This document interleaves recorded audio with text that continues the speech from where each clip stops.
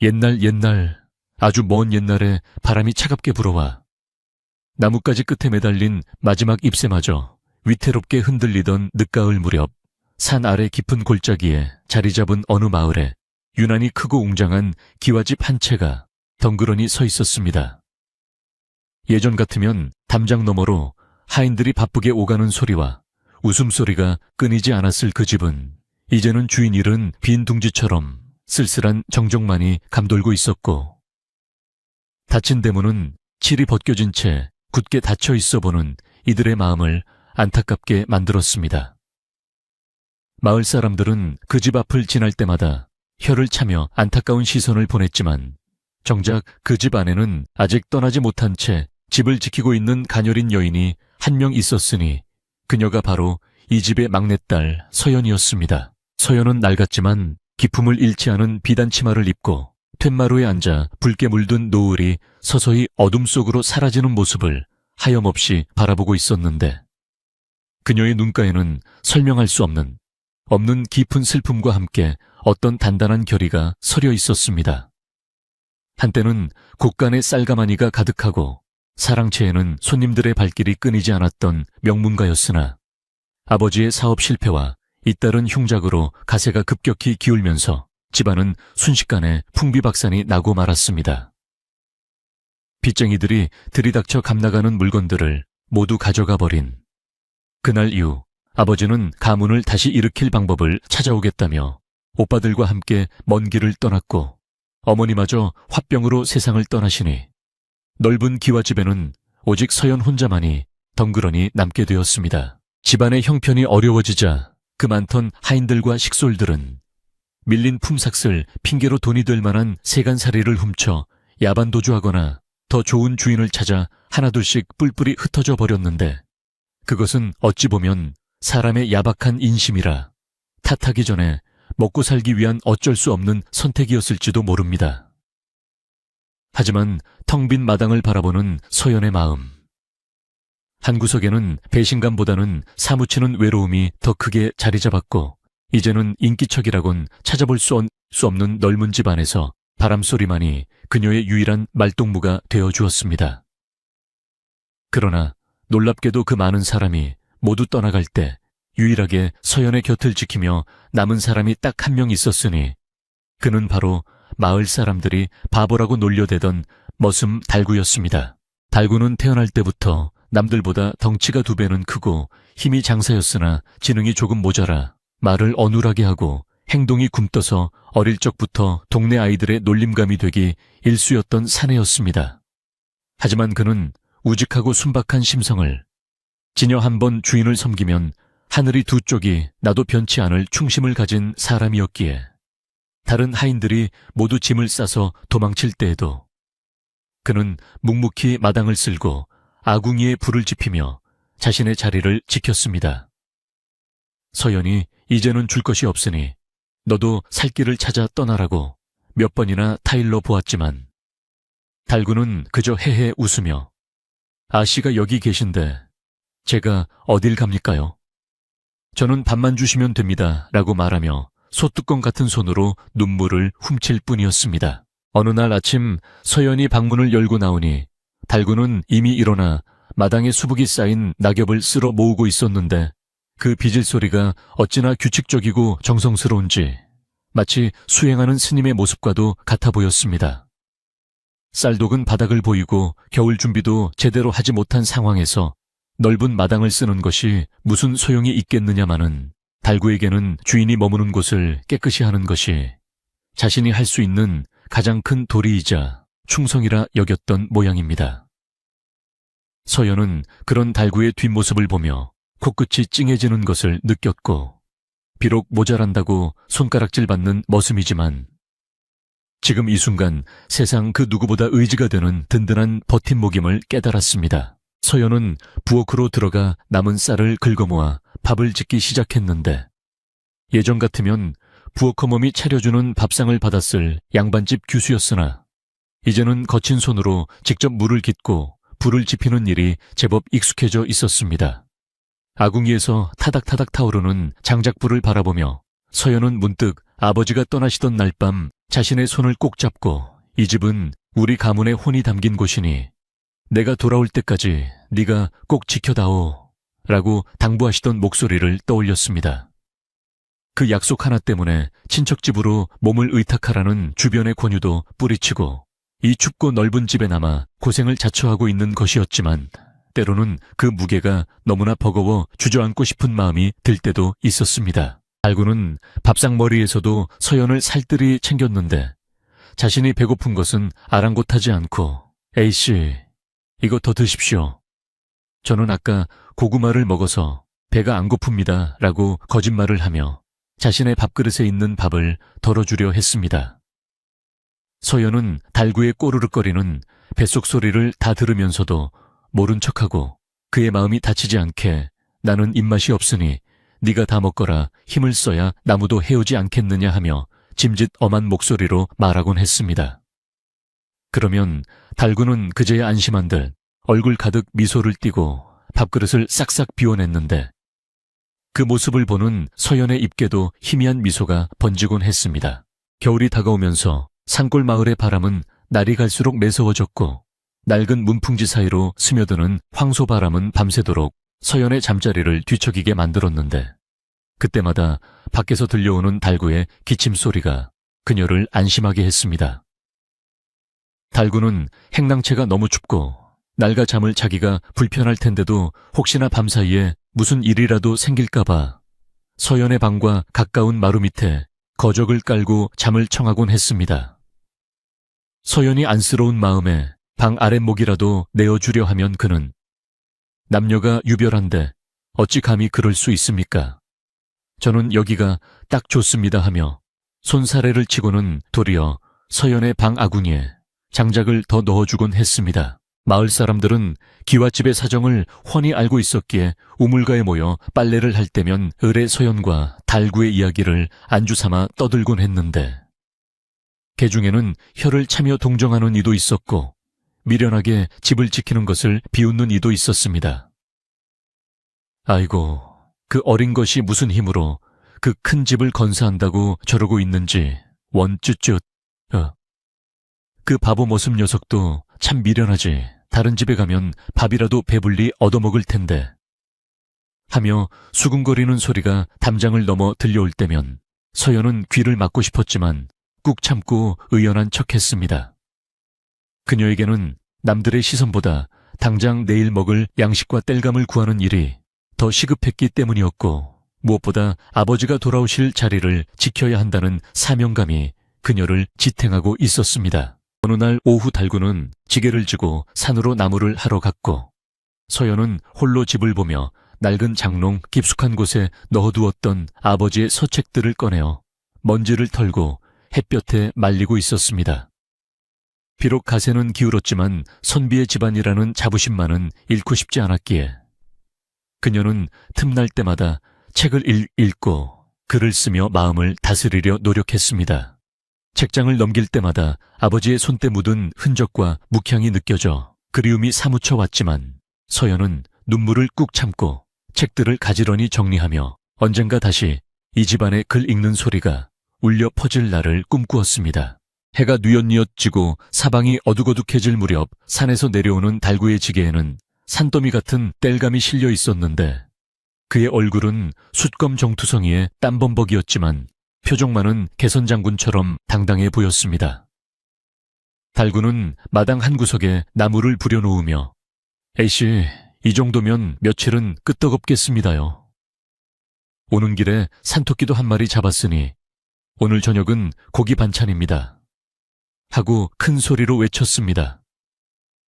서연은 그런 달구가 대견하고 고마워서 수건을 건네주며 땀을 닦아주었고 달구는 부끄러운 듯 얼굴을 붉히며 뒷머리를 긁적였는데 그 모습이 마치 철없는 아이 같으면서도 듬직한 오빠 같기도 했습니다. 그날 저녁 오랜만에 구수한 고기 굽는 냄새가 기와집 담장을 넘어 퍼져나갔고 서연과 달구는 마루에 마주 앉아 모처럼 배부른 저녁 식사를 할 수 있었습니다. 비록 화려한 반찬은 없었지만 달구가 잡아온 토끼 고기는 그 어떤 산해진미보다 꿀맛이었고 두 사람은 서로의 얼굴을 보며 소리내어 웃을 수 있었습니다. 잠시나마 근심 걱정을 잊고 따뜻한 온기를 나누는 이 시간이야말로 서연에게는 하루 중 가장 소중하고 평화로운 순간이었으며 달구 역시 주인이 기뻐하는 모습을 보며 세상 모든 것을 다 가진 듯한 행복을 느꼈습니다. 밤이 깊어지자 산짐승 울음소리가 들려오고 마당의 나무 그림자가 귀신처럼 길게 늘어져 으스스한 분위기를 자아냈지만 서연은 더 이상 무섭지 않았습니다. 방문 밖 툇마루 끝에는 언제나처럼 달구가 쪼그리고 앉아 꾸벅꾸벅 졸면서도 불침번을 서고 있다는 사실을 알고 있었기 때문입니다. 서연은 방문을 살며시 열고 낡은 담요 한 장을 꺼내 달구의 어깨에 덮어주었고 달구는 잠결에도 아씨, 추우십니다. 들어가십시오 하고 웅얼거리며 담요를 끌어당겼습니다. 서연은 자리에 누워 천장을 바라보며 앞으로 다가올 겨울을 어떻게 버텨야 할지 막막한 생각에 잠겼는데 곳간에는 쌀이 몇 대박밖에 남지 않았고 장독대의 김치도 바닥을 드러내고 있었습니다. 아버지가 떠나신 지 벌써 반년이 지났건만 소식 한 통 없고 혹여 길에서 병고라도 당하신 것은 아닌지 불길한 생각이 꼬리에 꼬리를 물고 이어졌습니다. 하지만 서연은 고개를 세차게 저으며 나쁜 생각들을 떨쳐버리려 애썼고 반드시 이 집을 지켜내어 가족들이 다시 모이는 날을 맞이하겠다고 다짐하며 억지로 눈을 감았습니다. 다음 날 아침 서연은 일찍 일어나 마당 한가운데 있는 우물가로 갔는데 우물물에 비친 자신의 얼굴이 예전보다 많이 야위고 거칠어진 것을 보고 씁쓸한 미소를 지었습니다. 한때는 고운 분을 바르고 비단 옷을 입으며 꽃처럼 피어났던 자신이 이제는 촌부와 다를 바 없는 모습이 되었다는 사실이 서글펐지만 그녀는 차가운 물로 세수를 하며 정신을 번쩍 차렸습니다. 지금 중요한 것은 겉모습이 아니라 하루하루를 살아내는 강인한 생명력이라는 것을 그녀는 누구보다 잘 알고 있었기 때문입니다. 달구는 아침부터 분주하게 움직이며 깨진 기와를 손보고 무너진 담장을 고치느라 여념이 없었는데 그의 손길이 닿는 곳마다 낡은 집이 조금씩 생기를 되찾아가는 듯했습니다. 서연은 달구에게 따뜻한 숭늉 한 그릇을 건네며 달구야 힘들지 않으냐 좀 쉬어가며 하거라 하고 말을 건넸습니다. 달구는 숭늉을 단숨에 들이키고는 아닙니다요. 제가 힘이 장사인데 이까짓 일쯤이야 누워서 떡 먹기지요. A씨는 걱정 말고 들어가 계십시오 하고 씩씩하게 대답했습니다. 오후가 되자 마을 이장이 찾아와 서연에게 조심스레 말을 꺼냈는데 서연아 씨, 이번 겨울이 유난히 추울 거라는데 이 넓은 집에서 두 사람이 버티기 힘들지 않겠소? 내 아는 사람이 이 집을 사고 싶어 하는데 그 돈으로 작은 집을 구해 나가는 게 어떻겠소? 하고 권유했습니다. 서연은 단호한 표정으로 고개를 저으며 이장님 말씀은 고맙지만 이 집은 저희 아버지와 조상님들의 혼이 서린 곳입니다. 절대로 팔 수 없습니다. 라고 딱 잘라 거절했습니다. 이장은 서연의 고집을 꺾지 못하고 혀를 차며 돌아갔지만 그 뒷모습을 보는 서연의 마음은 청은망은 무거워졌습니다. 이장이 다녀간 후 서연은 깊은 고민에 빠졌는데 당장 땔감과 식량도 부족한 상황에서 집을 지키겠다는 자신의 고집이 혹시 달구까지 고생시키는 것은 아닌지 회의감이 들었기 때문입니다. 하지만 달구는 그런 서연의 마음을 눈치챘는지 장작을 패다가 잠시 멈추고는 큰 소리로 A씨, 저는 이 집이 세상에서 제일 좋습니다요. 여기서 천년만년 A씨 모시고 살 겁니다. 하고 외쳤습니다. 서연은 그 투박한 위로에 가슴이 먹먹해져 눈시울이 붉어졌고 다시 한번 마음을 다잡으며 어떤 시련이 와도 물러서지 않겠다고 결심했습니다. 해질 역서연은 달과 함께 뒤뜰 텃밭에 남아있는 무와 배추를 수확했는데 비록 크기는 작고 볼품없었지만 두 사람에게는 겨울을 날 소중한 양식이었습니다. 흙 묻은 손으로 물을 뽑아들고 환하게 웃는 달구의 얼굴을 보며 서연은 행복이라는 것이 거창한 곳에 있는 것이 아니라 이렇게 소소한 일상 속에 숨어 있다는 것을 깨달았습니다.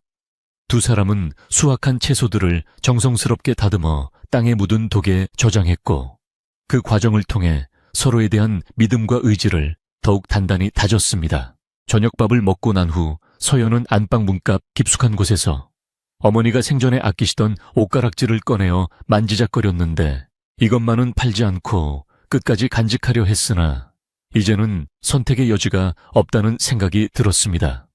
내일 장터에 나가 이것을 팔아 쌀과 겨울옷을 마련해야겠다고 결심한 서연은 가락지를 다시 고이 싸서 품속에 넣었습니다.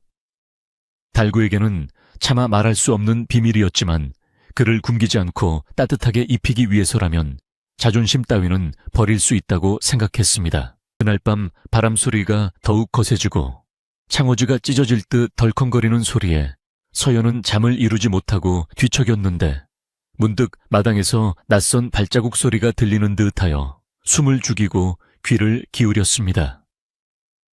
혹시 짐승인가 싶어 방문을 살짝 열어보니 어둠 속에서 달구가 몽둥이를 들고 대문 앞을 서성이고 있었는데 밤잠 없는 그가 뜬 눈으로 집을 지키고 있었던 것입니다. 서연은 안도감과 미안함이 교차하여 가슴을 쓸어내렸고 달구의 그림자가 달빛 아래 길게 드리워진 모습을 보며 묘한 든든함을 느꼈습니다. 새벽녘이 되어 바람이 잦아들고 고요가 찾아왔을 때 서연은 꿈속에서 아버지를 만났는데 아버지는 환한 미소를 지으며 잘하고 있다, 내 딸아. 조금만 더 버티거라 하고 말씀하시고는 연기처럼 사라지셨습니다. 꿈에서 깬 서연은 베개가 젖어 있는 것을 느꼈지만 아버지의 목소리가 너무나 생생하여 다시 힘을 낼 수 있었고 창밖으로 밝아오는 여명을 바라보며 새로운 하루를 맞이할 준비를 했습니다. 그러나 평화로워 보이던 이 기와집에 곧 거대한 먹구름이 몰려올 것이라는 사실을 서연과 달구는 아직 알지 못했습니다.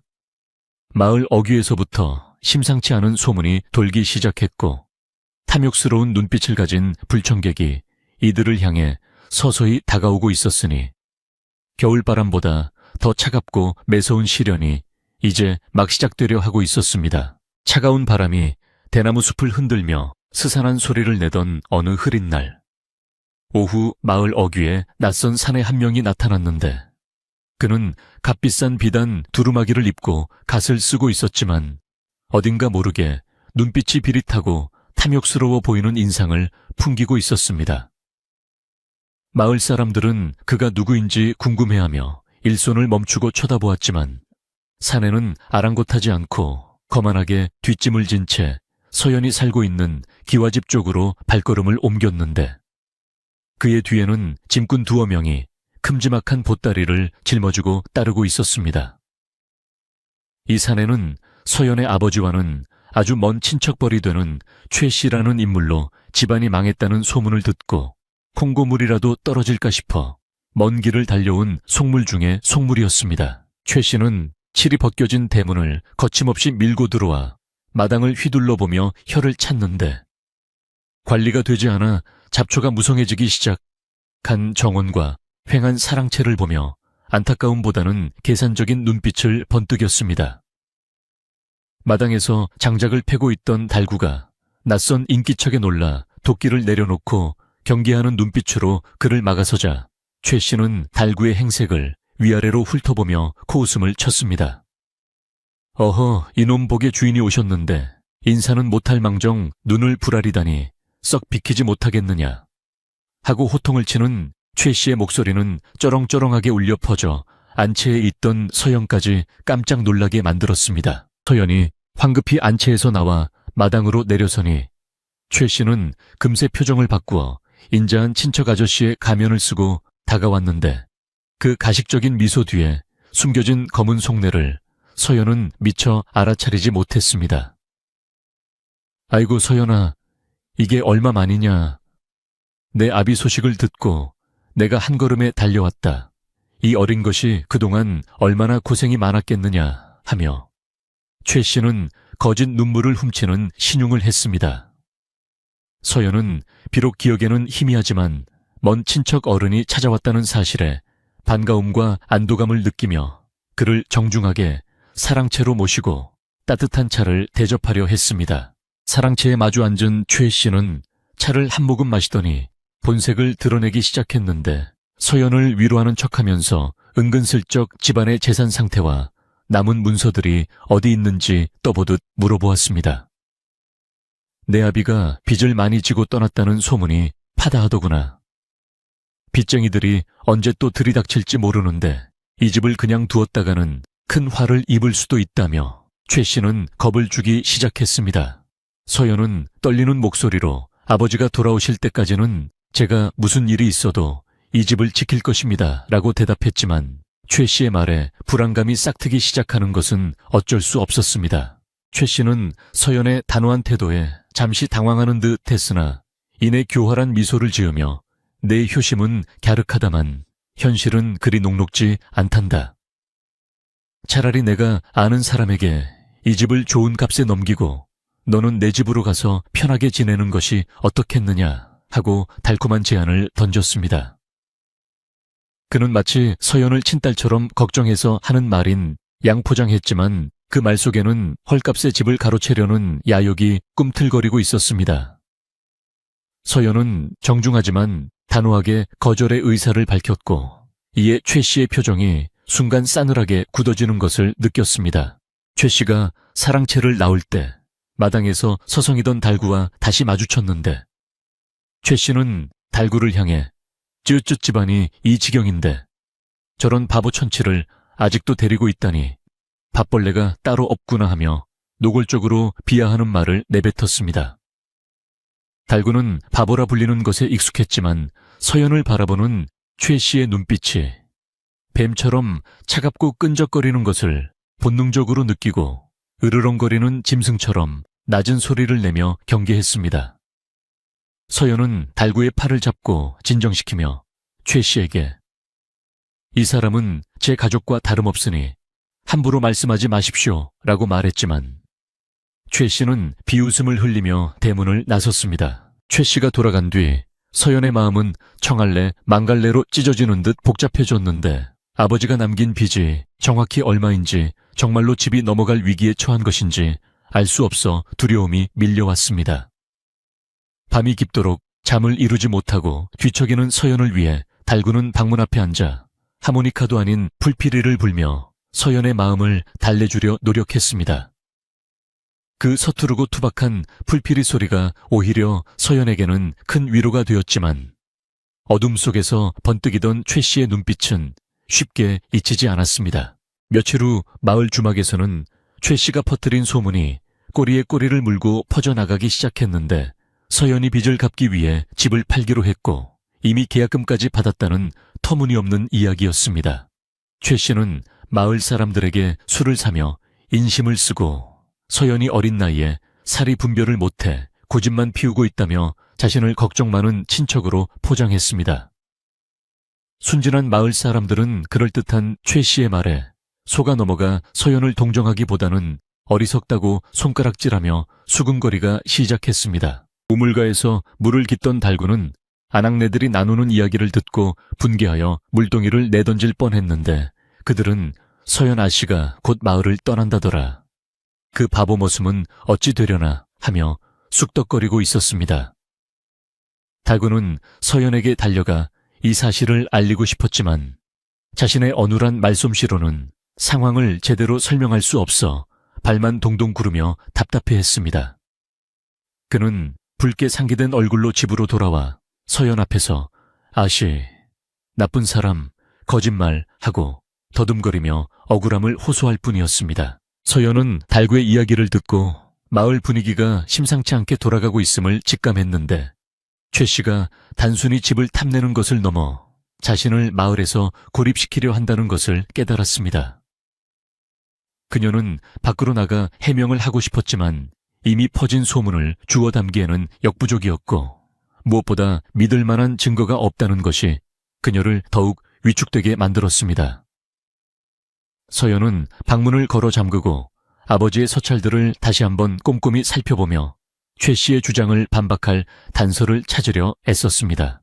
그러던 어느 날 해질 역대문 밖에서 누군가 조심스럽게 서연을 부르는 소리가 들려나가 보니 옆집에 사는 꼬부랑 할머니 지팡이를 짚고 서 있었는데 그녀는 평소 말이 없고 조용히 지내던 분이었습니다. 할멈은 주위를 두리번거리며 누가 보는 사람이 없는지 살피더니 서연의 손을 잡고 안채 뒤편 으슥한 곳으로 이끌었습니다. 아기씨, 내 기니 해줄 말이 있어 왔으니 놀라지 말고 들어보소. 하는 할멈의 목소리는 평소와 달리 매우 진지하고 엄숙했습니다. 할멈은 낮은 목소리로 그 최 씨라는 작자, 내가 알지 아기씨네 아버님과는 사돈의 팔촌도 안 되는 먼 남남이나 다름없는 위인이요 라고 운을 떼며 충격적인 사실을 털어놓았습니다. 그자가 저 아랫마을 김진사댁 재산도 빚 핑계를 대고 날름 삼키고 식솔들을 쫓아낸 전력이 있는 아주 질 나쁜 사기꾼이란 말이요.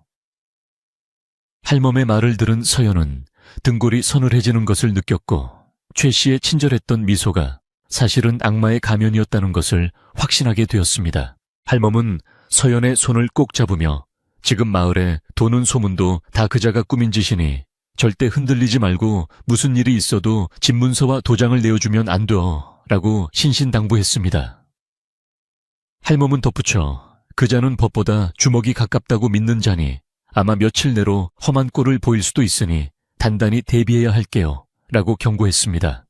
서연은 고마움의 눈물을 글썽이며 할멈에게 감사를 표했고 할멈은 서연의 등을 다독이며 서둘러 뒷문으로 빠져나갔습니다. 할멈이 돌아간 후 서연은 마루에 앉아 멍하니 하늘을 바라보았는데 잿빛 구름이 몰려오는 것이 마치 자신의 처지 같아 보였습니다. 그러나 할멈의 경고 덕분에 막연한 두려움은 사라지고 대신 집을 지켜야 한다는 오기와 투지가 불타오르기 시작했습니다. 서연은 달구를 불러 달구야 이제부터 낯선 사람이 오면 절대 문을 열어주지 말고 특히 최 씨가 오면 나에게 바로 알려야 한다 라고 단호하게 명령했습니다. 달구는 서연의 비장한 표정을 보고 사태의 심각성을 깨달았는지 평소에 헤헤거리는 웃음을 거두고 진지한 표정으로 고개를 크게 끄덕였습니다. 그는 창고로 가서 낡은 농기구들을 꺼내 손질하기 시작했는데 녹슨 낫을 갈고 헐거워진 도끼자루를 단단히 고정하는 그의 손놀림은 무서울 정도로 침착했습니다. 비록 지능은 모자랄지언정 주인을 지키겠다는 본능만큼은 맹수처럼 날카롭게 깨어나고 있었던 것입니다. 밤이 되자 기온이 뚝 떨어지며 첫눈이 내리기 시작했는데 탐스럽게 내리는 눈송이가 기와 지붕을 하얗게 덮어가는 모습은 평화로워 보였지만 서연의 마음은 꽁꽁 얼어붙어 있었습니다. 최 씨가 조만간 본색을 드러내고 들이닥칠 것이라는 예감 때문에 서연은 아버지의 방에서 장검을 꺼내어 머리맡에 두고 잠을 청했습니다. 바람소리에 섞여 들려오는 부엉이, 울음소리가 마치 다가올 불행을 예고하는 듯하여 밤새도록 심장이 쿵쿵거렸습니다. 다음 날 아침 마당에는 발목까지 빠질 정도로 눈이 쌓여 있었는데 달구는 새벽부터 일어나 길을 내고 있었지만 그의 표정은 여느 때와 달리 굳어 있었습니다. 최 씨가 고용한 듯한 낯선 사내들이 대문 앞을 기웃거리며 집 안을 염탐하는 모습이 목격되었기 때문입니다. 서연은 안방 문틈으로 그들의 거동을 살피며 숨을 죽였고 이제 정말 싸움이 시작되었음을 실감했습니다. 오후가 되자 최 씨가 다시 찾아왔는데 이번에는 혼자가 아니라 험상궂게 생긴 장정들을 대동하고 나타나 대문을 부서질 듯 두드리며 서연을 나오라고 고래고래 소리를 질렀습니다. 서연아, 내가 좋은 말로 할 때 문을 열거라. 내 인내심을 시험하지 마라. 최 씨의 목소리에는 더 이상 가식적인 친절함은 찾아볼 수 없었고 노골적인 협박과 탐욕만이 가득 차 있었습니다. 달구가 대문을 가로막고 서자 장정 중 하나가 달구를 밀치며 시비를 걸기 시작했습니다. 서연은 떨리는 다리를 진정시키며 마루로 나섰고 최 씨를 향해 여기가 어디라고 함부로 행패를 부리십니까? 당장 돌아가십시오 라고 소리쳤지만 목소리는 바람에 흩어질 듯 미약했습니다. 최 씨는 비열하게 웃으며 품에서 위조된 듯한 문서를 꺼내 흔들며 이게 보이느냐? 내 아비가 내게 진 빈문서다. 이제 이 집은 내 것이나 다름없으니 썩 비키거라 하고 억지를 부렸습니다. 서연은 그 문서가 거짓임을 직감했지만 당장 그 힘을 당해낼 재간이 없어 막막하기만 했습니다. 그때 달구가 넘어진 몸을 일으켜 세우더니 평소와는 전혀 다른 무시무시한 기세로 장정들을 노려보며 낮게 으르렁거렸습니다. 에이씨, 괴롭히지 마. 달구의 눈빛이 변하자 장정들도 흠칫 놀라 뒷걸음질 쳤는데 바보인 줄만 알았던 그의 덩치에서 뿜어져 나오는 위압감이 예사롭지 않았기 때문입니다. 최 씨는 저 미친놈 좀 봐라 못들 하느냐.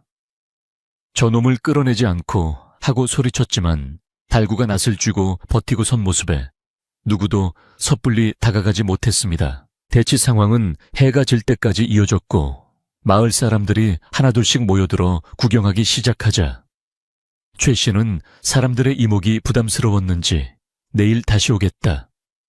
그때는 법대로 집달리를 데려와 모두 끌어낼 테니 각오해라. 하고 으름장을 놓으며 물러갔습니다. 최 씨 일당이 사라지자 서연은 다리에 힘이 풀려 주저앉았고 달구는 낯을 내려놓고 서연에게 다가와 괜찮아 하며 울먹이는 표정으로 그녀를 위로했습니다. 서연은 달구의 투박한 손을 잡고 하염없이 눈물을 흘리며 이 싸움이 결코 쉽지 않을 것임을 그리고 오직 서로만을 의지해야 함을 뼈저리게 느꼈습니다. 그날 밤 서연과 달구는 한숨도 자지 못하고 뜬 눈으로 밤을 지새웠는데 서연은 등불 아래서 할멈이 말해준 최 씨의 과거 행적을 되짚어보며 대책을 강구했습니다. 달구는 마당에 모닥불을 피워놓고 앉아 언제든 적이 다시 쳐들어오면 맞서 싸우겠다는 듯 결연한 표정으로 대문을 지키고 있었습니다. 칠흑 같은 어둠 속에서 타오르는 모닥불만이 두 사람의 위태로운 희망처럼 일렁이고 있었고 겨울밤의 차가운 공기는 더욱 날카롭게 살갗을 파고들었습니다. 이제 서연에게는 선택의 여지가 없었으니 집을 빼앗기느니 차라리 집과 함께 운명을 같이 하겠다는 비장한 각오가 그녀의 가슴속에 자리 잡았습니다. 최 씨의 탐욕은 끝이 없을 것이고 내일이 되면 더 큰 시련이 닥쳐올 것이 분명했지만 서연은 달구와 할멈의 도움을 믿고 진실을 밝혀내기 위해 싸울 준비를 마쳤습니다. 기와집의 운명을 건 긴 싸움의 서막이 올랐고 눈 덮인 산골 마을의 밤은 폭풍 전야의 고요함 속에 깊어만 갔습니다. 밤새 내린 눈이 무릎까지 차오를 정도로 소복하게 쌓인 어느 깊은 겨울밤. 기와집은 마치 세상과 단절된 외딴 섬처럼 고요 속에 묻혀 있었으나 그 정막은 평화가 아닌 숨막히는 긴장감으로 가득 차 있었습니다. 서연은 며칠째 제대로 된 잠을 이루지 못해 눈밑이 퀭하고 얼굴빛이 창백해졌지만 그녀의 눈동자만큼은 그 어느 때보다 형형하게 빛나며 어둠 속을 응시하고 있었습니다. 최 씨가 다녀간 이후 집 주위에는 알 수 없는 인기척이 끊이지 않았고 밤마다 담장 너머로 돌멩이가 날아오거나 기왓장이 깨지는 소리가 들려와 서연과 달구의 신경을 곤두서게 만들었습니다. 이는 최 씨가 서연과 달구를 제풀에 지쳐 나가떨어지게 만들려는 치졸한 심리전이자 언제든 힘으로 들이닥칠 수 있다는 무언의 경고이기도 했습니다. 달구는 이제 아예 방에 들어가지 않고 대문 옆 행랑차에 마루에 거적을 깔고 앉아 밤새도록 시퍼런 낫을 곁에 두고 쪽잠을 자며 보초를 서는 것이 일상이 되어버렸습니다. 추위가 살을 애는 듯 했지만 그는 서연이 건네준 속옷을 두툼하게 껴입고 아씨, 저는 곰 가죽을 써서 하나도 안 춥습니다요. 걱정 마십시오. 라고 큰소리치며 오히려 안채에 있는 서연을 안심시키려 애썼습니다. 하지만 서연은 새벽녘에 몰래 문틈으로 내다본 달구의 어깨 위에 하얗게 내려앉은 서리를 보며 그가 얼마나 혹독한 추위를 견뎌내고 있는지 알기에 가슴 한구석이 미어지는 듯한 아픔을 느꼈습니다. 달구의 저 우직한 충심이 없었더라면 서연은 이미 공포에 질려 이 집을 포기하고 도망쳤을지도 모른다는 생각에 다시금 마음을 다잡게 되었습니다. 최 씨의 괴롭힘은 날이 갈수록 교묘하고 집요해졌는데 어느 날은 아침에 일어나 보니 우물가에 오물을 투척해 놓아 식수를 구할 수 없게 만들기도 했고 또 어느 날은 땔감으로 쓰려 모아둔 장작더미를 흐트러뜨려 빗물에 젖게 만들기도 했습니다. 달구는 냄새나는 우물을 퍼내고 씻어내며 씩씩거렸고 젖은 장작을 다시 말리느라 비지땀을 흘려야 했지만 결코 불평 한마디 하지 않고 묵묵히 뒷수습을 해나갔습니다. 서연은 그런 최 씨의 비열한 행태에 치를 떨며 분노했지만 당장 그에게 달려가 따질 수도 없는 노릇이라 속으로만 사귀며 더욱 냉철해지기로 결심했습니다. 그녀는 최 씨가 이토록 서두르고 비열한 수를 쓰는 이유는 분명 떳떳하지 못한 구석이 있기 때문이라고 확신하게 되었습니다. 서연은 낮 시간 동안 사랑채 서재에 틀어박혀 아버지가 남긴 모든 기록을 샅샅이 뒤지기 시작했는데 먼지 쌓인 고서들과 낡은 장부들이 산더미처럼 쌓여 있어 어디서부터 손을 대야 할지 막막하기만 했습니다. 그러나 그녀는 포기하지 않고 촛불 하나에 의지하여 깨알같이 적힌 글자들을 하나하나 읽어 내려갔고 아버지가 가문을 관리하며 남긴 세세한 기록들 속에서 최 씨가 주장하는 빚의 실체를 밝혀줄 단서를 찾고자 했습니다. 종기를 넘기는 서연의 손끝은 까맣게 묵대가 묻었고 눈은 침침해져 왔지만 억울하게 집을 빼앗길 수 없다는 일념 하나로 정신을 집중했습니다. 아버지는 매사에 꼼꼼하고 정확한 분이셨기에 만약 빚이 있었다면 분명 어딘가에 기록을 남기셨을 것이라는 믿음이 있었기 때문입니다. 그러던 중 서연은 서재 구석 낡은 궤짝, 밑바닥에서 곰팡이가 슬어 퀴퀴한 냄새가 나는 낡은 궤 하나를 발견하게 되었는데 그 안에는 아버지가 평생 동안 거래했던 중요한 문서들이 비단 보자기에 쌓여 보관되어 있었습니다. 떨리는 손으로 보자기를 풀자 누렇게 변색된 종이 뭉치들이 나타났고 서연은 그것들이 토지대장과 금전 출납을 기록한 비밀 장부임을 직감하고 심장이 거세게 뛰기 시작했습니다. 그녀는 조심스럽게 장부를 펼쳐 최 씨가 빚을 졌다고 주장하던 시기의 기록을 찾아보았는데 놀랍게도 그 해에는 흉년이 들어 아버지가 오히려 마을 사람들에게 곡식을 나누어 주고 소장료를 감면해 주었다는 기록만이 남아있을 뿐이었습니다. 더욱 놀라운 것은 장부의 뒷부분에서 발견되었는데 최 씨의 이름이 적힌 항목을 찾아보니 그가 오히려 아버지에게 돈을 빌려갔다는 차용증 사본이 끼워져 있었던 것입니다. 최가에게 쌀 100가마와 은화 50양을 빌려줌 기한은 3년 뒤로 함. 서연은 자신의 눈을 의심하며 문구를 다시 읽어보았고 이것이야말로 최 씨가 거짓말을 하고 있다는 명백한 증거이자 그가 왜 그토록 이 집을 차지하려고 안달이 났는지를 설명해주는 열쇠임을 깨달았습니다. 최 씨는 아버지가 안 계신 틈을 타 자신의 빚을 없애는 것을 넘어 오히려 빚쟁이 행세를 하며 집까지 삼키려 했던 파렴치한이었던 것입니다. 증거를 찾은 서연의 손은 분노로 부들부들 떨렸지만 한편으로는 이제 싸울 무기가 생겼다는 사실에 안도감이 밀려와 긴 한숨을 내쉬었습니다. 그녀는 이 중요한 문서를 품속 깊이 갈무리하고 혹시라도 최 씨 일당이 들이닥쳐 빼앗아갈 것을 대비해 가짜 장부를 만들어 책상 위에 올려두는 치밀함을 보였습니다. 서연은 이제 단순히 방어만 하는 것이 아니라 마을 사람들 앞에서 최 씨의 가면을 벗기고 죄를 묻기 위한 구체적인 계획을 세워야겠다고 생각했습니다. 그러기 위해서는 무엇보다 마을 사람들의 증언과 협조가 필요했기에 그녀는 믿을 만한 조력자인 옆집 할멈에게 도움을 청하기로 마음먹었습니다. 그날 밤 달 없는 금은밤이라 사방이 칠흑같이 어두웠는데 서연은 달구에게 잠시 집을 비울 테니 아무도 들어오지 못하게 철통같이 지키라고 일러두고는 몰래 뒷담을 넘어 할멈네 집으로 향했습니다. 차가운 밤 공기가 폐부를 찔렀지만 서연의 발걸음은 그 어느 때보다 가볍고 빨랐으며 어둠 속에서 부스럭거리는 소리가 들릴 때마다 가슴이 철렁했지만 멈추지 않았습니다.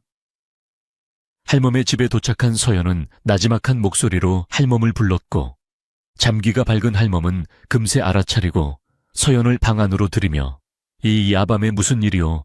혹 그놈들이 쳐들어오기라도 했소? 하며 걱정스러운 표정을 지었습니다.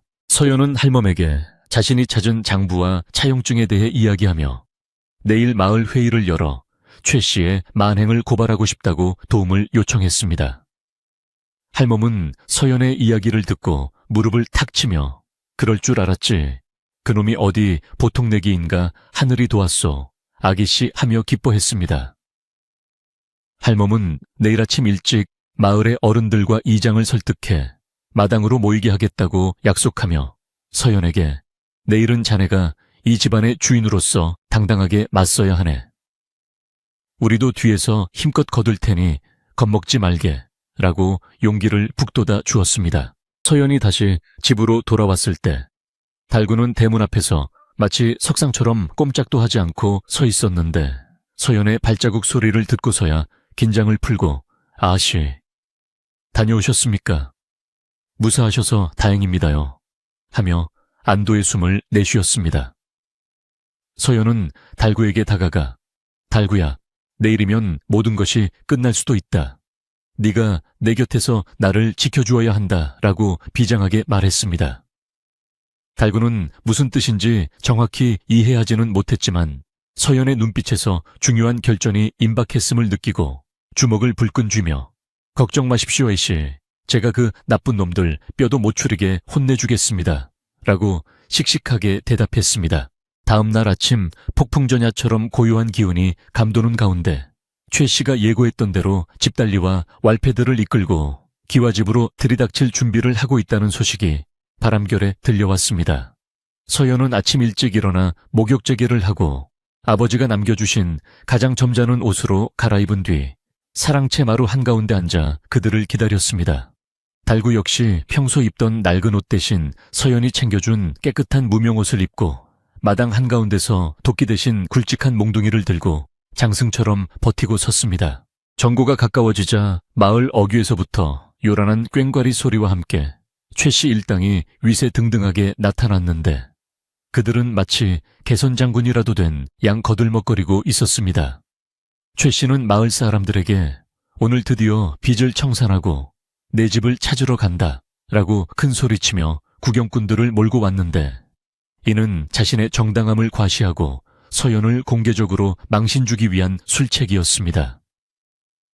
대문이 활짝 열려있는 것을 본 최 씨는 오호라 이제야 주제 파악을 하고 순순히 문을 열어두었구나 하며 비릿한 미소를 지으며 마당으로 들어섰습니다. 하지만 마당에 들어선 최 씨는 예상과 다른 풍경에 잠시 멈칫했는데 도망가거나 울고 있을 줄 알았던 서연이 마루에 꼿꼿하게 앉아 자신을 내려다보고 있었기 때문입니다.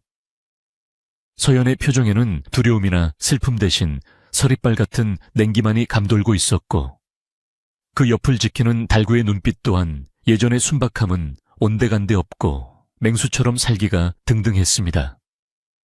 최 씨는 잠시 당황했지만 이내 표정을 수습하고 서연아 약속한 날짜가 되었다.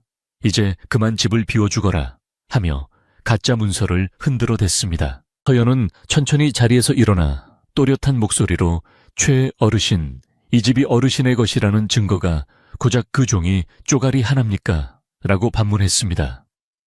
최 씨는 콧방귀를 뀌며 이 어린 것이 아직도 정신을 못 차렸구나. 관아의 도장이 찍힌 문서가 증거가 아니면 무엇이란 말이냐 하고 소리쳤습니다. 그러자 서연은 품속에서 진짜 장부와 차용증을 꺼내들며 그렇다면 여기 아버지가 남기신 친필 장부와 어르신이 쓴 차용증은 무엇입니까? 라고 맞받아쳤습니다. 최 씨의 얼굴이 순식간에 사색이 되며 흔들리기 시작했고 구경하던 마을 사람들 사이에서도 웅성거리는 소리가 터져 나오기 시작했습니다. 뭐야, 최 씨가 돈을 빌려갔다고. 저게 진짜면 최 씨가 사기꾼인 거네. 하는 소리가 들려오자 최 씨는 당황하여 저건 조작된 것이다. 죽은 사람의 필체를 흉내낸 가짜다 라고 악을 쓰며 부인했습니다.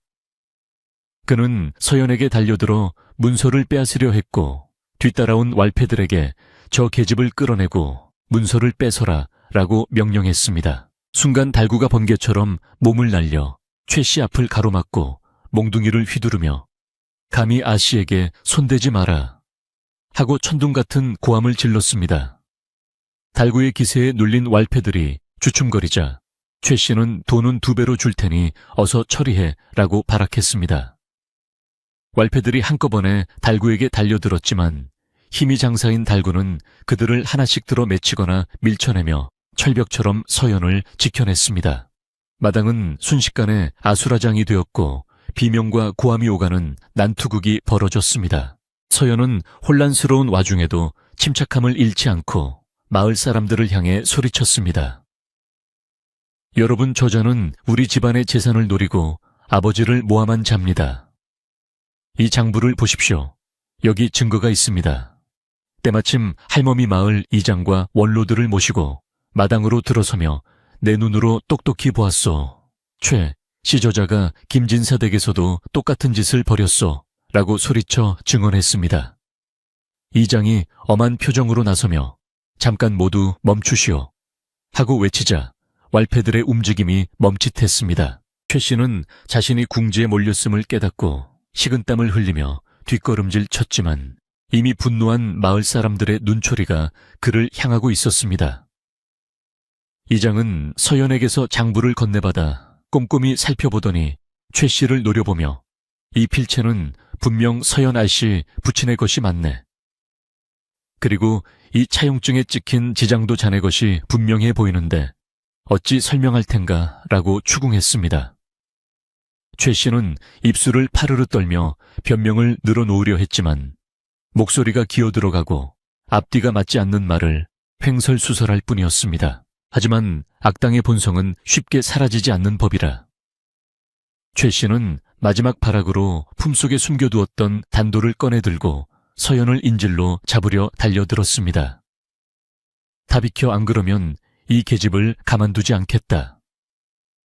그의 눈은 광기로 번들거렸고 사람들은 비명을 지르며 물러섰습니다.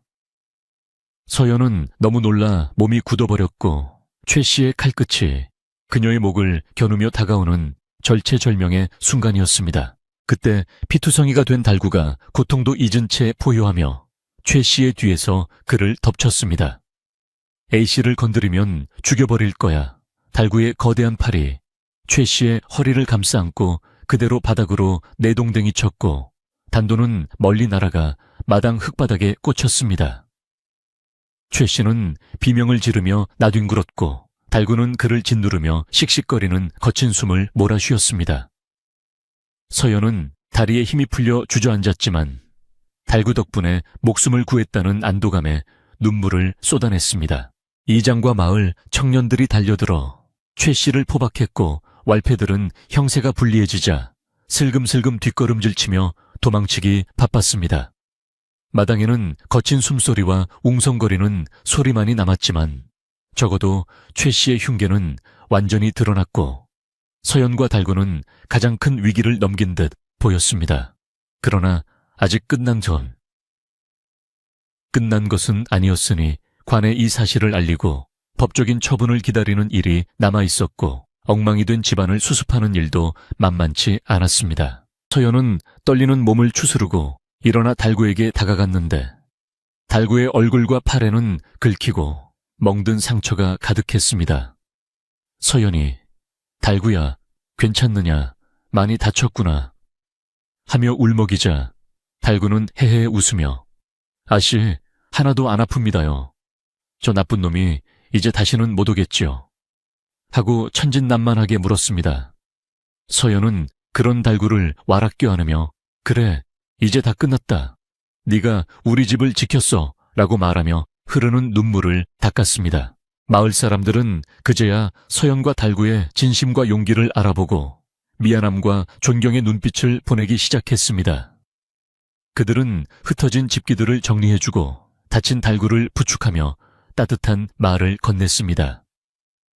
차가운 겨울바람이 불었지만 마당에는 사람들의 온기가 채워지기 시작했고 서연은 이제 더 이상 혼자가 아니라는 것을 느꼈습니다.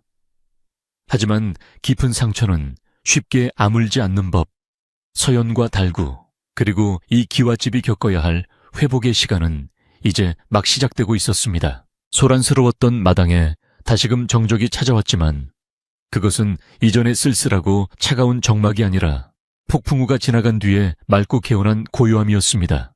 최 씨와 그의 일당들이 마을 청년들에게 이끌려 관하로 끌려가는 뒷모습이 시야에서 완전히 사라질 때까지 서연은 마루 기둥을 붙잡고 서서 가쁜 숨을 몰아쉬며 떨리는 가슴을 진정시켜야 했습니다.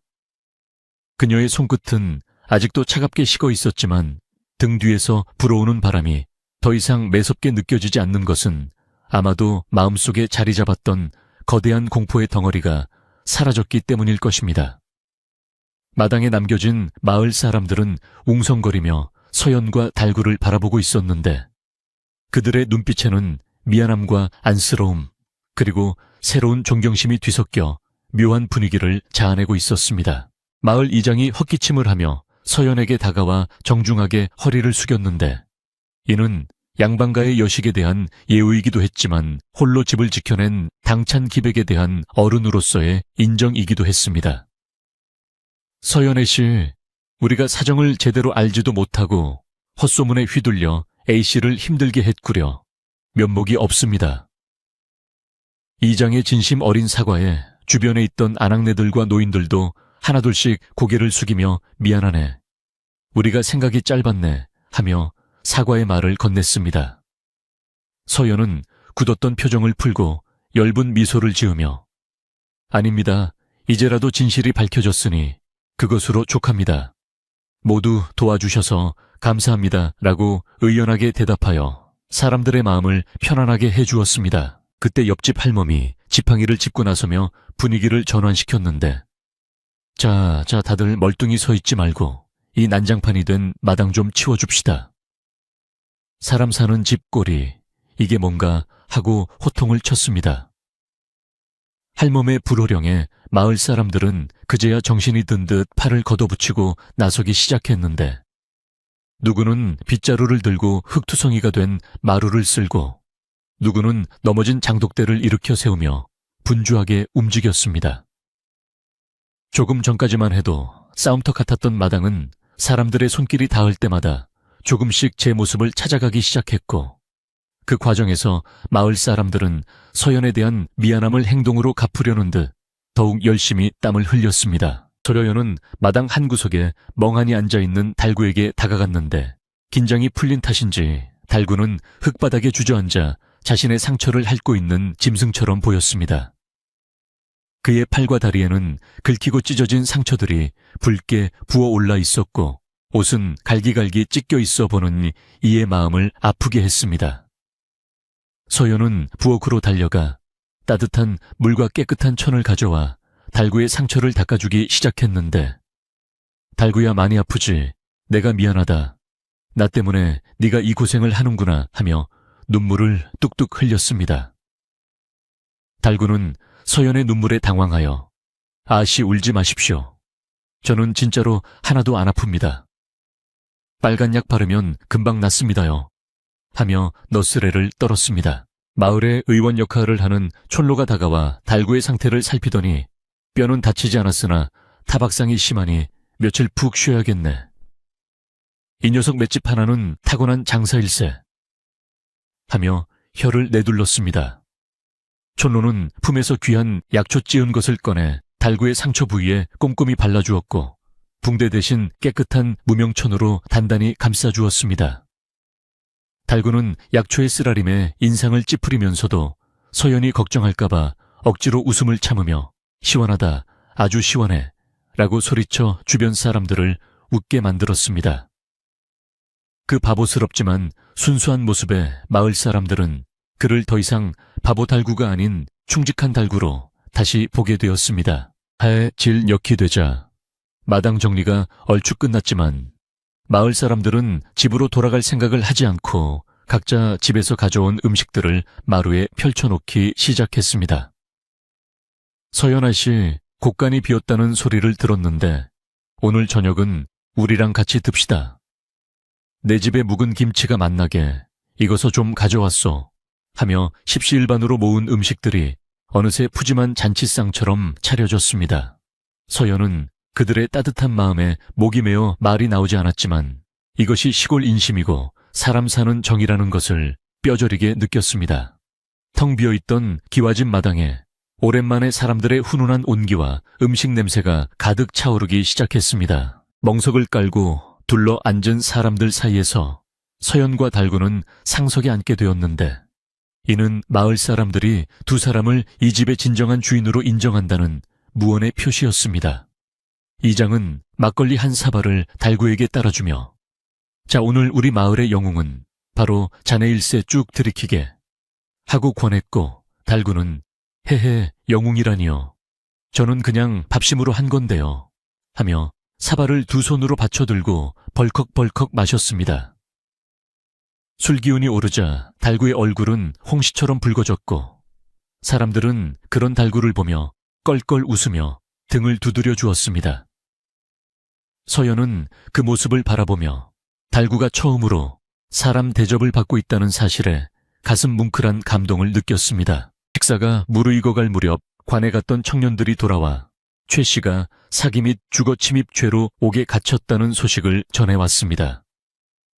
사또는 최 씨의 여죄를 추궁하여 엄벌에 처할 것이며, 서연의 집 문서와 재산은 법적으로 안전하게 보호받을 것이라고 약속했다고 했습니다. 그 말을 들은 서연은 비로소 긴장이 완전히 풀리며 안도의 한숨을 내쉬었고, 마을 사람들은 사필 규정이라더니 죄 지은 놈이 벌 받는 건 당연한 이치지 하며 박수를 쳤습니다.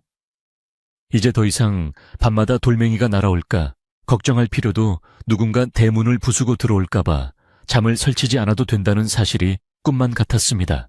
할멈은 서연의 손을 잡고 조용히, 아기씨, 이제야 아버님 볼 면목이 섰구려. 그 모진 풍파를 견뎌내느라 정말 고생 많았소 하며 위로의 말을 건넸습니다. 서연은 모두 할머니 덕분입니다. 할머니가 안 계셨으면 저는 진작 포기했을지도 모릅니다 하며 감사를 표했습니다. 할멈은 고개를 저으며, 아니지, 자네의 그 굳은 심지가 이 집을 지킨 걸세. 그리고 저 든든한 머슴 녀석도 한몫 단단히 했고 하며 달구를 흐뭇하게 바라보았습니다. 달구는 닭다리를 뜯느라 정신이 없었지만 할멈의 칭찬에 귀가 쫑긋해져서 입가에 기름을 묻힌 채 빙그레 웃어 보였습니다. 밤이 깊어가자 마을 사람들은 하나둘씩 자리를 털고 일어났는데, 돌아가는 그들의 손에는 빈 그릇이 들려 있었지만 마음만은 그 어느 때보다 풍족해 보였습니다. 아씨, 무슨 일 있으면 언제든 부르시오. 내일 또 들르리다 하며 건네는 인사말들이 더 이상 빈말이 아님을 서연은 알 수 있었습니다. 사람들이 모두 돌아가고 대문을 닫는 소리가 들리자 기와집은 다시 두 사람만의 공간으로 돌아왔지만 예전의 삭막함 대신 따뜻한 여운이 감돌고 있었습니다. 마당에 피워놓은 모닥불의 불씨가 사그라들며 붉은 빛을 내뿜고 있었고, 밤하늘에는 별들이 보석처럼 총총히 박혀 두 사람을 내려다보고 있었습니다. 서연은 마루에 앉아 달구에게 달구야 배부르냐, 상처는 좀 어떠냐 하고 물었습니다. 달구는 배를 두드리며 아이고, 배가 터질 것 같습니다요. 상처는 아까 막걸리 마셨더니 다 나은 것 같습니다 하고 너스레를 떨었습니다. 서연은 그런 달구를 보며 피식 웃음을 터뜨렸고, 달구도 따라 웃으며 두 사람의 웃음소리가 밤공기 속으로 퍼져나갔습니다. 이제는 주인과 하인의 관계를 넘어 생사고락을 함께한 전우이자 가족으로서의 끈끈한 유대감이 두 사람 사이를 단단하게 묶어주고 있었습니다. 서연은 달구에게 오늘은 밖에서 자지 말고 행랑채 방에 불을 떼고 자거라. 이제는 지킬 사람도 없으니 편히 자도 된다 라고 말했습니다. 달구는 잠시 머뭇거리더니 그래도 혹시 모릅니다요. 저는 마루가 편합니다 하며 고집을 부리려 했지만 서연의 단호한 눈빛에 못 이겨 그럼 오늘만 방에서 자겠습니다요 하고 꼬리를 내렸습니다. 서연은 직접 행랑차에 아궁이에 장작을 넣어주며 불을 지폈고 방이 따뜻해지는 것을 확인하고서야 안채로 돌아왔습니다. 달구가 따뜻한 방에서 다리를 뻗고 잘 수 있게 된 것이 서연에게는 오늘 얻은 승리만큼이나 기쁘고 뿌듯한 일이었습니다. 자신을 위해 헌신한 사람에게 해줄 수 있는 작지만 확실한 보답이었기 때문입니다. 안방으로 들어온 서연은 책상 위에 놓인 진짜 장부와 아버지의 서찰들을 정리하며 아버지가 앉으셨던 자리를 손으로 쓸어보았습니다. 아버지, 제가 해냈어요. 집을 지켰어요. 마음속으로 아버지에게 말을 건네자 가슴 깊은 곳에서 뜨거운 것이 올라왔지만 이번에는 슬픔의 눈물이 아닌 벅찬 감동의 눈물이었습니다. 서연은 촛불을 끄고 자리에 누웠는데 지난 며칠간 괴롭혔던 악몽들은 사라지고 대신 꿀처럼 달콤한 잠이 쏟아지기 시작했습니다. 창밖에서 들리는 바람 소리도 이제는 자장가처럼 부드럽게 들려왔습니다. 다음 날 아침 늦잠을 잔 서연이 눈을 비비며 밖으로 나왔을 때 마당은 어제보다 더 깨끗하게 정돈되어 있었고 부서진 대문도 말끔하게 수리되어 있었습니다. 달구는 붕대를 감은 팔로 마당을 쓸고 있었는데 서연을 보자마자 환하게 웃으며 아씨, 안녕히 주무셨습니까요? 날씨가 아주 좋습니다. 하고 인사를 건넸습니다.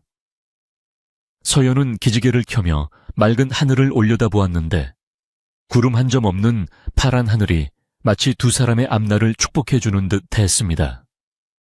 겨울에 한복판에 있었지만 기와집에는 벌써 봄 기운이 스며들고 있는 것 같았습니다. 그날 오후 서연은 곡간을 열어 마을 사람들이 주고 간 곡식과 반찬들을 정리했는데 비어있던 항아리들이 하나둘씩 채워지는 것을 보며 마음까지 넉넉해짐을 느꼈습니다.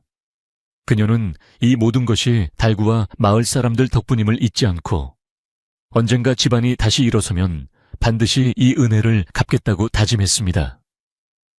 달구는 뒤뜰에서 장작을 패며 노래를 흥얼거리고 있었는데 그 노랫소리가 음정도 박자도 맞지 않았지만 서연에게는 세상 그 어떤 음악보다 아름답게 들렸습니다. 서연은 부엌으로 가서 팥죽을 끓이기 시작했는데 동지섣달 긴 밤을 보내고 애군을 쫓아내자는 의미에서 정성스럽게 팥을 삶고 새알심을 빚었습니다.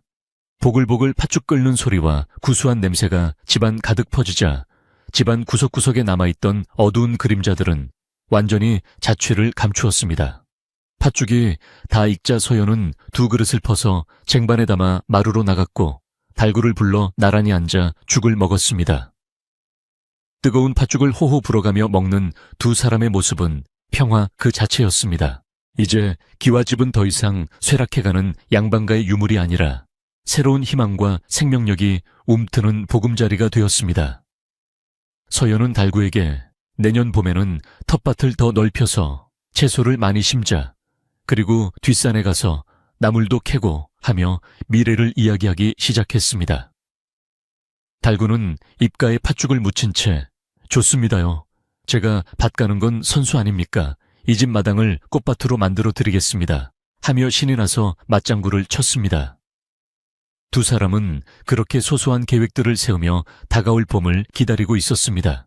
겨울바람은 여전히 차가웠지만 서로를 의지하며 천을 나누는 두 사람에게는 더 이상 위협이 되지 않았습니다. 시련을 겪으며 더욱 단단해진 이들의 삶은 이제 쉽게 흔들리지 않을 뿌리를 내렸고 낡은 기와집은 그 뿌리를 감싸 안는 튼튼한 화분이 되어 주었습니다. 폭풍이 지나간 자리에 싹이 트듯 서연과 달구의 마음속에도 새로운 삶에 대한 의지와 희망이 파릇파릇 돋아나고 있었습니다. 날이 저물고 어둠이 내려앉자 서연은 안방문을 닫기 전에 잠시 멈춰서서 밤하늘을 올려다보았는데 유난히 밝게 빛나는 별 하나가 마치 아버지의 눈동자처럼 그녀를 지켜보고 있는 것 같았습니다. 서연은 그 별을 향해 조용히 미소 지으며 편히 쉬세요 아버지. 이 집은 제가 그리고 우리 달구가 끝까지 지킬게요 라고 속삭였습니다. 그 약속은 바람을 타고 밤하늘 높이 올라가 별이 되었고 기와집은 깊고 편안한 잠에 빠져들었습니다. 이제 마지막 이야기, 따뜻한 봄날의 풍경만이 우리를 기다리고 있습니다. 유난히 길고 혹독했던 겨울이 지나가고 얼어붙었던 계곡물이 녹아 졸졸 흐르는 소리가 들려오기 시작하자 기와집 처마 밑에도 따스한 봄볕이 스며들기 시작했습니다. 산등성이에 쌓여있던 눈은 어느새 자취를 감추었고 마당 구석구석에는 파릇파릇한 새싹들이 딱딱한 흙을 뚫고 고개를 내밀며 생명의 기운을 뽐내고 있었습니다.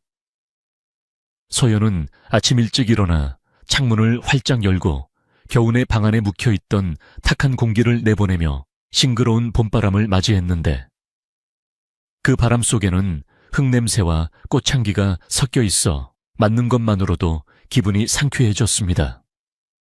이제 기와집은 더 이상 귀신이 나올 듯한 폐가가 아니라 생기가 넘치고 희망이 자라나는 따뜻한 보금자리로 완전히 탈바꿈해 있었습니다. 달구는 이제 붕대를 완전히 풀어버리고 예전보다 더 건강하고 활기찬 모습으로 마당을 누비고 있었는데 그의 손에는 도끼나 낫 대신 호미와 삽이 들려 있었습니다. 그는 서연과 약속했던 대로 텃밭을 넓히기 위해 언 땅을 고르고 걸음을 주느라 비지땀을 흘리고 있었지만 그의 얼굴에는 힘든 기색 대신 싱글벙글한 웃음꽃이 피어 있었습니다. 아시 올해는 상추도 심고 고추도 심고 아주 풍년이 들겠습니다요. 제가 걸음을 아주 듬뿍 주었거든요. 하고 자랑스레 외치는 달구의 목소리는 봄 꾀꼬리 소리처럼 경쾌하게 울려 퍼졌습니다. 서연은 그런 달구에게 시원한 보리차를 건네며 그의 투박한 손이야말로 이 집을 다시 일으켜 세운 가장 귀한 보물임을 마음속 깊이 되새겼습니다. 마당 한가운데 앙상하게 서 있던 늙은 매화나무에도 기적처럼 꽃망울이 맺히기 시작하더니 어느 따뜻한 날 아침 드디어 하얀 매화꽃을 활짝 피워 은은한 향기를 뿜어냈습니다. 서연은 활짝 핀 매화나무 아래 서서 꽃잎을 어루만지며 모진 추위를 견뎌내고 꽃을 피운 나무가 마치 온갖 시련을 이겨낸 자신들의 모습과 닮았다고 생각했습니다. 달구야 이리 와서 보거라, 우리 집 매화가 드디어 피었다. 서연이 부르자 달구는 하던 일을 멈추고 달려와 입을 딱 벌리고 감탄했습니다. 우와, 진짜 팝콘 같습니다요. 냄새도 아주 좋습니다. 달구의 엉뚱한 비유에 서연은 까르르 웃음을 터뜨렸고 그 웃음소리는 매화 향기와 함께 담장을 넘어 마을로 퍼져나갔습니다. 마을 사람들의 발길도 이제는 끊이지 않고 이어졌는데 예전처럼 구경하러 오거나 수군거리러 오는 것이 아니라 진심으로 두 사람을 돕고 어울리기 위해 찾아오는 것이었습니다.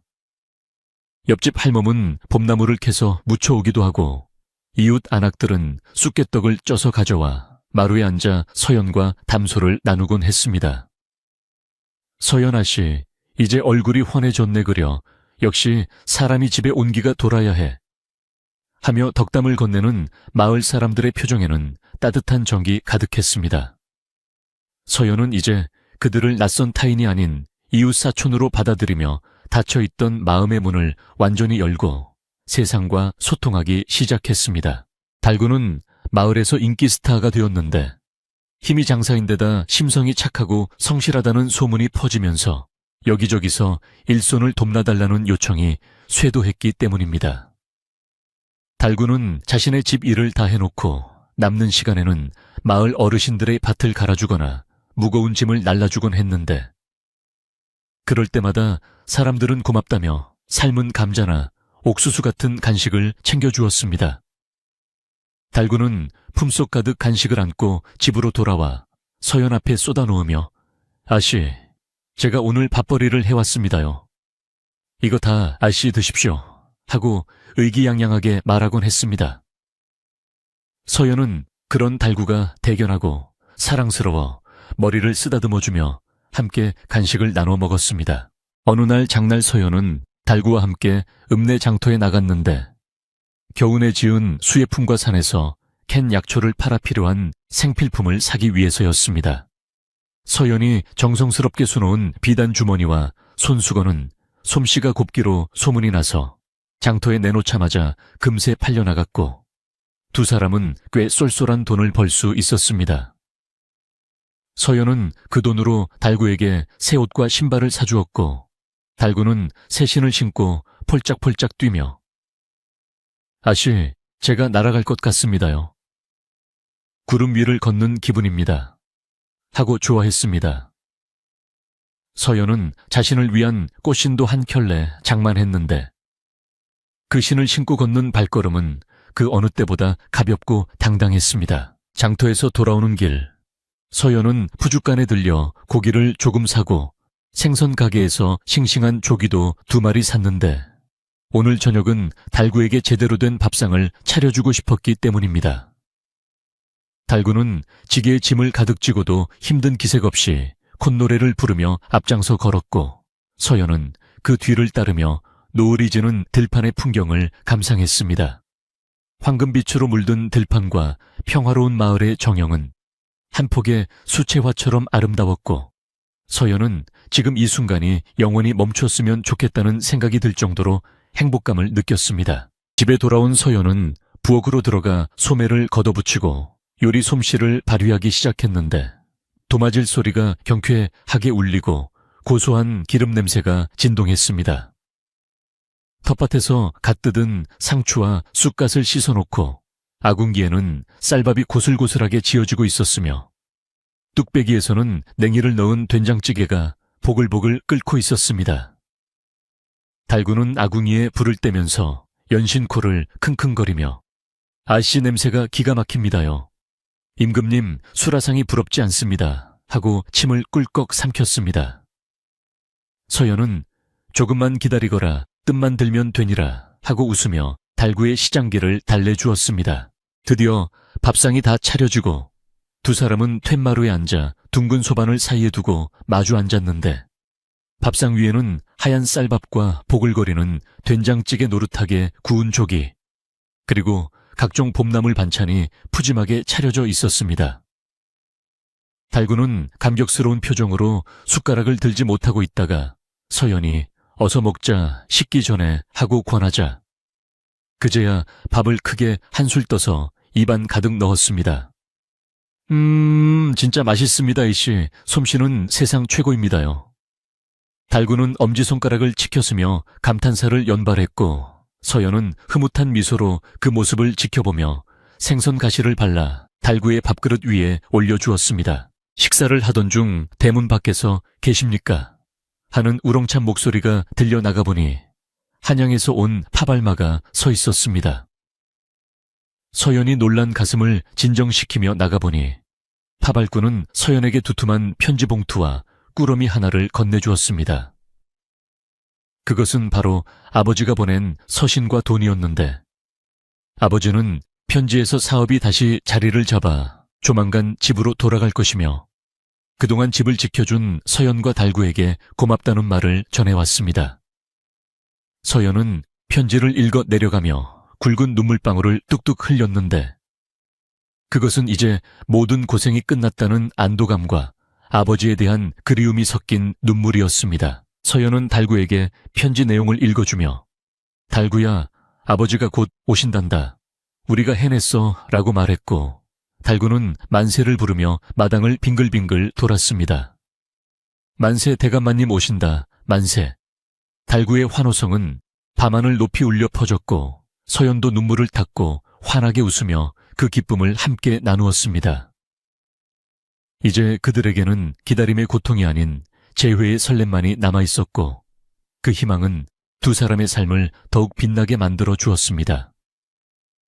아버지의 귀한 소식은 봄날의 따뜻한 햇살처럼 그들의 마음속 깊은 곳까지 환하게 비추어 주었습니다. 저녁 식사를 마치고 두 사람은 마루에 앉아 차를 마시며 밤하늘의 별을 올려다보았는데 봄바람이 살랑살랑 불어와 풍경 소리를 댕그랑댕그랑 울려주었습니다. 서연은 달구에게 달구야 아버지가 오시면 너를 정식으로 우리 가족으로 받아달라고 말씀드릴 거야. 너는 더 이상 머슴이 아니야 라고 진심을 담아 말했습니다. 달구는 깜짝 놀라 눈을 동그랗게 뜨더니 가족이라니요. 저는 그냥 A씨 곁에만 있으면 됩니다요. 하며 부끄러워했지만 그의 눈가는 촉촉하게 젖어 있었습니다. 서연은 아니야. 너는 내 목숨을 구해준 은인이고 세상에서 제일 든든한 오라버니 같은 존재란다 라고 말하며 달구의 손을 꼭 잡아주었습니다. 밤이 깊어지자 개구리 우는 소리가 논두렁에서 들려오고 풀벌레 소리가 자장가처럼 은은하게 깔리기 시작했습니다. 서연과 달구는 한참 동안 말없이 앉아 평화로운 밤의 정취를 즐겼는데 굳이 많은 대화를 나누지 않아도 서로의 마음이 통하고 있음을 느낄 수 있었습니다. 기와집을 감싸고 있던 어두운 그림자는 완전히 사라지고 이제는 달빛이 마당 가득 은은하게 내려앉아 마치 은가루를 뿌려놓은 듯 신비로운 풍경을 자아내고 있었습니다. 이 고요하고 아름다운 밤은 두 사람이 피땀 흘려 지켜낸 소중한 결과물이었습니다. 서연은 잠자리에 들기 전 다시 한번 집안을 둘러보았는데 깨끗하게 닦인 마루와 정돈된 장독대, 그리고 튼튼하게 고쳐진 대문이 든든하게 느껴졌습니다. 그녀는 이제 더 이상 두려움에 떨며 잠들지 않아도 된다는 사실에 깊은 감사를 느꼈습니다. 달구도 행랑차에 따뜻한 방에 이불을 깔고 누워 천장을 바라보며 헤헤 웃고 있었는데 내일은 A씨와 함께 밭에 나가 무슨 꽃을 심을까 행복한 고민을 하고 있었습니다. 그의 단순하고 순수한 마음속에는 오직 서연의 행복과 평화로운 일상만이 가득 차 있었습니다. 서연은 방으로 들어와 촛불을 끄고 자리에 누웠는데 이불의 감촉이 유난히 포근하고 따뜻하게 느껴졌습니다. 창문 너머로 들려오는 바람소리는 이제 위협적인 짐승의 울음소리가 아니라 숲의 정령들이 속삭이는 부드러운 노래처럼 들려왔습니다. 서연은 눈을 감고 지난 겨울의 일들을 주마등처럼 떠올려 보았는데 힘들었던 기억들조차 이제는 추억이라는 이름으로 아름답게 채색되어 있었습니다. 그녀는 자신이 얼마나 강인한 사람인지, 그리고 주변에 얼마나 좋은 사람들이 많은지 깨닫게 된 이 시간이 결코 헛되지 않았음을 알았습니다. 마지막으로 서연은 마음속으로 기도를 올렸습니다. 이 평화가 오래오래 지속되기를, 그리고 우리 달구가 항상 건강하고 행복하기를. 그녀의 기도는 봄바람을 타고 하늘로 올라가 별들에게 닿았고 별들은 반짝이며 그녀의 소원을 들어주겠노라 약속하는 듯했습니다.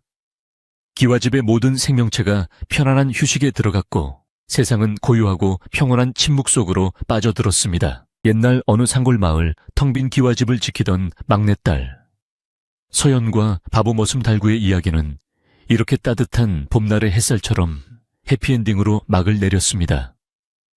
그들은 그 후로도 오랫동안 서로를 의지하며 행복하게 살았고 그 기와집은 마을에서 가장 웃음소리가 크고 인정이 넘치는 집으로 소문이 났다고 합니다. 혹시 여러분도 힘든 일이 있거나 외로움을 느낄 때면 이 기와집의 이야기를 떠올려 보세요. 진심과 용기만 있다면 어떤 겨울도 이겨내고 반드시 따뜻한 봄을 맞이할 수 있다는 사실을 말이죠. 이제 밤이 깊었습니다. 서연과 달구가 편안하게 잠든 것처럼 여러분도 모든 근심 걱정을 내려놓고 포근한 이불 속에서 깊고 달콤한 잠을 청하시길 바랍니다. 매화 향기, 그윽한 기와집의 평화가 여러분의 꿈속에도